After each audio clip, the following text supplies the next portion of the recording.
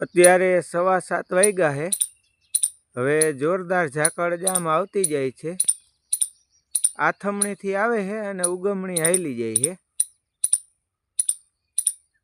આથમણી દિશા છે, આમણી જો વધારે છે અને આ બાજુ ઉગમણી હવે હરવે હરવે હાલી જાય છે। આ રીતે વધારે ઝાકળ આવે ત્યારે જો આવા ઘઉં આપણે નમી ગયા હોય તો આવી ઝાકળના વાઢી તો એ ખરતા અટકે છે।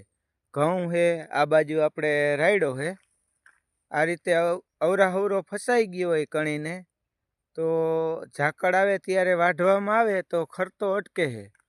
ધાણા છે, ધાણી છે, ચણા છે, આવો બધોય મોલ વધારે પાકી ગયો હોય તો ઝાકળ આવે એવા સમયે જો વાઢવામાં આવે તો 5-10% આપણી નુકસાની થતી હોય એ અટકી જાય છે અને આપણા હાથમાં બધાય દાણા આવી જાય છે। જય જવાન જય કિસાન।